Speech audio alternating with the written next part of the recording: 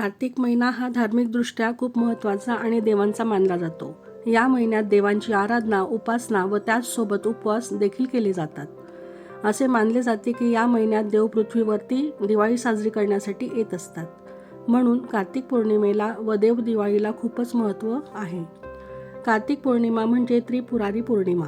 या दिवशी शिवशंकरांनी त्रिपुरासुराचा वध केला असे मानले जाते. तर शिवशंकरांना त्रिपुरारी असे देखील म्हटलं जातं. एकादशीपासून कार्तिक पौर्णिमेपर्यंत तुळशी विवाह सुरू असतात. तुळशी विवाह करण्याचा हा शेवटचा दिवस असतो. तर कार्तिक पौर्णिमेच्या दिवशी श्री हरिहर यांचीही भेट होत असते असे मानले जाते.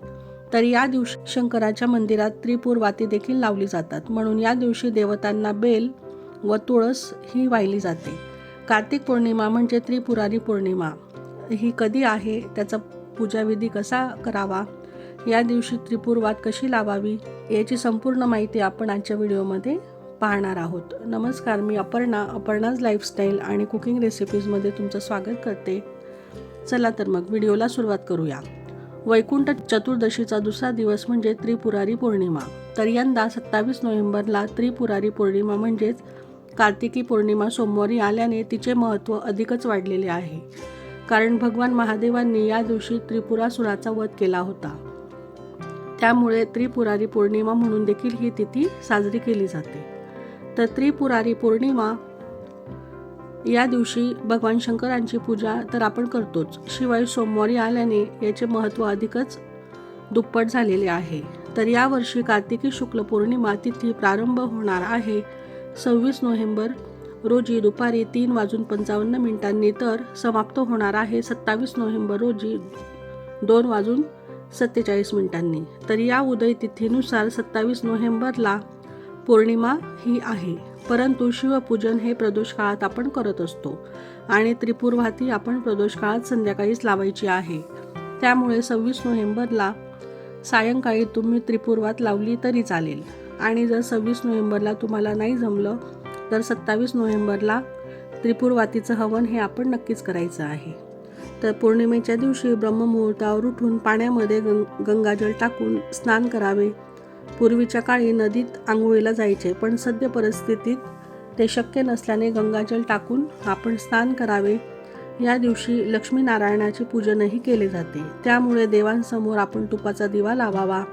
या दिवशी सत्यनारायण पूजा केल्यास ते अतिशय शुभ मानलं गेलेलं आहे. देवांसमोर तुम्ही सत्यनारायणाची कथा वाचली तरी चालेल. देवाला गोडाचा नैवेद्य दाखवावा, आरती करावी. एका ताम्हणात श्री गणेशांची मूर्ती घ्यावी, त्यावर शुद्ध जलाने तसेच पंचामृताने अभिषेक करावा. देवांसमोर एखादा पाट किंवा चौरंग मांडावा किंवा देवघराजवळ ही पूजा तुम्ही करू शकता. श्री गणेशांची पूजा झाल्यावर देवघरातील शिवलिंगावरही पाण्याने तसेच पंचामृताने आपल्याला अभिषेक करून घ्यायचा आहे. पंचामृतामध्ये दूध, दही, साखर, मध आणि तूप हे सर्व 5 जिन्नस आपल्याला एकत्र करायचे आहेत. त्यांचा अभिषेक करावा. अभिषेकादरम्यान ओम नमः शिवाय, ओम नमः शिवाय हे उच्चारण करावे किंवा शिव अष्टोत्तर नामावलीचे उच्चारण तुम्ही केले तरी चालेल. शिवलिंग स्वच्छ करून शिवलिंगावर फुलं, चंदन, भस्म वाहावे. दीपधूप दाखवावा. षोडोपचारे आपण या दिवशी शिवलिंगाची पूजा करायची आहे. त्रिपुरारी पौर्णिमेला चातुर्मासाची सांगताही होत असते. त्याच्या आदल्या दिवशी म्हणजे वैकुंठ चतुर्दशीला विष्णूंची सहस्रनामे घेऊन बेल किंवा महादेवांना रुद्र म्हणत तुळशीची पाने आपण अर्पण करत असतो. तर इतर वेळी शंकरांना बेल व श्री विष्णूंना तुळस वाहिली जाते. या भेटीचे आगळेवेगळे महत्त्व म्हणून अशी पूजा आपण करत असतो. त्रिपुरारी पौर्णिमेला त्रिपुर प्रकारची वात करून भगवान शंकरांसमोर तिचा दिवा लावला जातो. तसेच घरात, मंदिरात शेकडो दिव्यांची रोषणाईही आपण करत असतो. मंदिरात दगडी दीपमालेमध्ये त्रिपुर वात लावली जाते व त्याचा उत्सव हा साजरी केला जातो. तसेच या दिवशी दीपदानही केले जाते. त्याचेही अनन्यसाधारण असं महत्त्व आहे. भगवान शिवांची पूजा झाल्यावर आपल्याला हवनही करायचे आहे. तर देवांप्रमाणेच आपल्यालाही अनिष्ट निवारण होऊन आपल्या जीवनात आनंद पसरावा, दिव्यांचा प्रकाश आपल्या हृदयात पसरावा म्हणून या दिवशी भगवान शंकरांच्या मंदिरात 750 वाती लावून दिवे लावले जातात. या वातींनाच त्रिपुराच्या वाती असं म्हटलं जातं. तसेच या दिवशी भगवान शिवांना अभिषेक करून या वाती जाळल्यावर राहिलेले भस्म किंवा राख ही शिवपिंडीवर लावली जाते, कारण शिवाला भस्म हे अतिशय प्रिय आहे. तर या त्रिपुरवाती सध्या बाजारात सहज अवेलेबल होऊन जातात. अशा प्रकारे मोठा दिवा किंवा आपल्याला हवनकुंड जरी घेतलं तुम्ही तरी चालेल.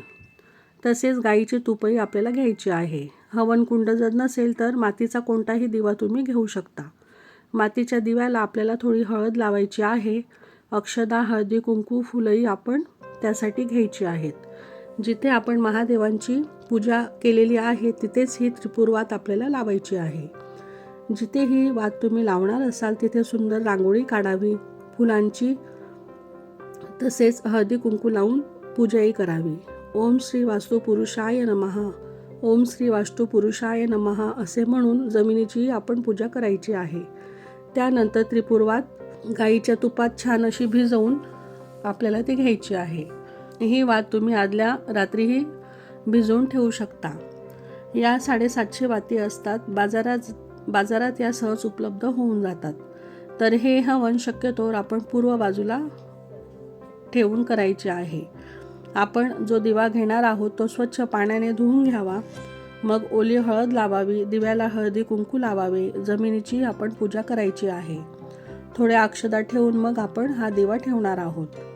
त्यानंतर वात जिथे लावणार आहोत तिथे भीमसेन कापूर किंवा साधा कापूर असेल तोही आपण त्यामध्ये घालायचा आहे. अशा प्रकारे भगवान शंकरांसमोर अशी त्रिपुरवात आपण लावायची आहे. ही कृती एखाद्या मंदिरात जाऊनही तुम्ही करू शकता. भगवान शिवांचे नामस्मरण करत जे गाईचे तूप आपण ठेवले होते तेही आपण चमच्याच्या साहाय्याने थोडे थोडे टाकत ती वात पेटवायची आहे व तिचं हवन आपल्याला करायचं आहे. ओम नमः शिवाय, ओम नमः शिवाय या मंत्राचा जपही आपल्या मुखातून आपल्याला चालूच ठेवायचा आहे. अशा प्रकारे 11 किंवा 21 वेळेस आपण हा मंत्र म्हणायचा आहे. माता लक्ष्मीचाही मंत्र या दरम्यान तुम्ही म्हटलात तरीही चालेल किंवा कुलदेवीचा मंत्र किंवा नवार्णम मंत्रही आपण म्हणू शकतो. कुठल्याही मंत्राचा जप करावा, त्यामुळे घरातील नकारात्मकता दूर होते, शांती प्रस्थापित होत असते. तर हवन झाल्यावर हा दिवा शांत होऊ द्यायचा आहे. म्हणजेच सर्व वाती जळून गेल्यावर घराच्या आजूबाजूला तसेच शिवपिंडावर हे भस्म आपल्याला वाहायचे आहे. जी पूजा आपण मांडली होती ती संध्याकाळी तशीच ठेवावी. दुसऱ्या दिवशी ती पूजा, फुलं हे सर्व आपल्याला निर्माल्यामध्ये विसर्जित करायचे आहे.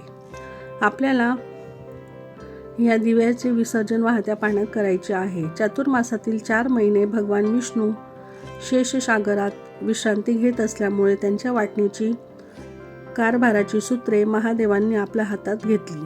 त्याच वेळेस त्रिपुरासूर नावाचा दैत्य पृथ्वीवर हा आकार माजवत होता. ब्रह्मदेवाकडून वरदान मिळाल्यामुळे तो अधिकच उन्मत्त झाला होता. त्याचा नायनाट करण्यासाठी सर्व देवी देवतांनी महादेवांकडे ते आले. तेव्हा महादेवाने त्रिपुरासुराचा वध केला व श्री विष्णूंची भेट घेतली. तसेच 4 मासांचा कार्यकाल संपवून वैश्विक व्यवहाराची सूत्रे ही विष्णूंच्या हाती सोपवून ते तपश्चर्येसाठी त्यांनी प्रयाण केले. हरिहरांची ही भेट अविस्मरणीय ठरली. म्हणून या दिवशी जो नर नारी या दोघांचे स्मरण करतो व श्रद्धेने पूजन करतो तसेच बेल, तुळस ही वाहतो त्यांना नक्कीच भगवान विष्णू व महादेवांचा आशीर्वाद व कृपादृष्टी प्राप्त होत असते. कार्तिक शुद्ध पौर्णिमेला त्रिपुरासुराचा वध केल्यानंतर देवांचे गेलेले वैभव हे त्यांना परत मिळाले. त्यामुळे देव आनंदी झाले. तेव्हा त्यांनी भगवान शंकरांचे आभार मानले व स्तुती गायली. त्यावेळेस त्यांनी दीप प्रज्वलित करून आपला आनंद व्यक्त केला. त्यालाच आपण देव दीपावली असे म्हणतो. तर या देवांप्रमाणेच आपल्या जीवनातील संकटांचे निवारण व्हावे, आपल्या आर्थिक किंवा आरोग्याच्या समस्या यांचे निवारण व्हावे व आपल्या जीवनातील अंधकार दूर व्हावा म्हणून अशा त्रिपुरवाती आपल्याला नक्कीच लावायच्या आहेत. किंवा घरात किंवा मंदिरात तुम्ही या वाती लावल्या तरीही चालतील. या दिवशी आपल्याला दीपदानही करायचे आहे. अशा प्रकारे रांगोळी काढून त्यावर आपल्याला मातीचा दिवाही ठेवायचा आहे. नंतर यामध्ये आपल्याला त्रिपुर्वात लावायची आहे.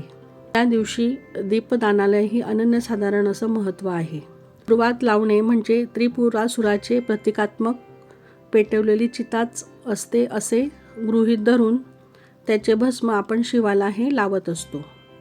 तर या वातीवर आपल्याला अशा प्रकारे गाईचे तूपही टाकायचे आहे व तिला प्रज्वलित करायचे आहे.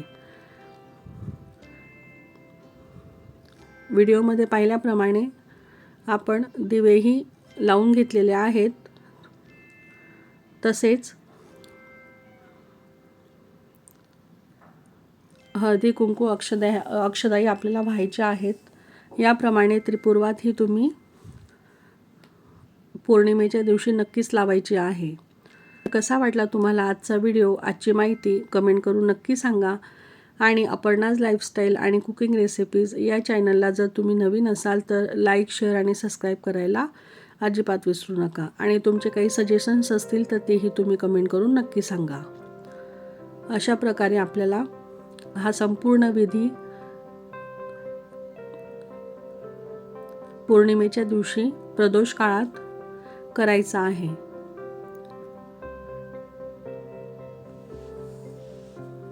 या वाती आपल्याला पूर्णपणे त्या जळाल्यानंतरच म्हणजे दिवा शांत झाल्यावरच आपल्याला या दिव्याचे विसर्जनही करायचे आहे. यामध्ये आपल्याला कापूरही टाकायचा आहे जेणेकरून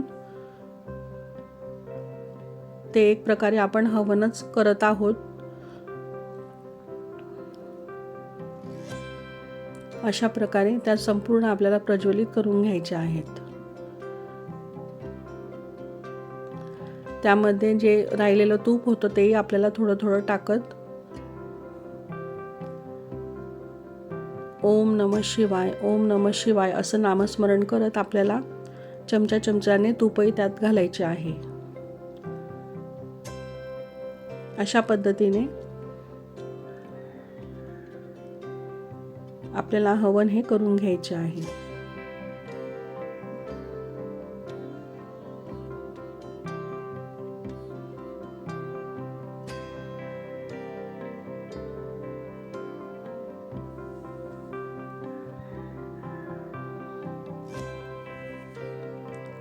आणि हे संपूर्ण पेटल्यानंतर दिवा शांत झाल्यावर आपल्याला ते भस्म आपल्या घराच्या आजूबाजूलाही टाकायचे आहे व शिवपिंडीवरही थोडं व्हायचे आहे. तुम्ही बघू शकता याप्रमाणे. त्यानंतर या दिव्याचे आपल्याला विसर्जनही करायचे आहे.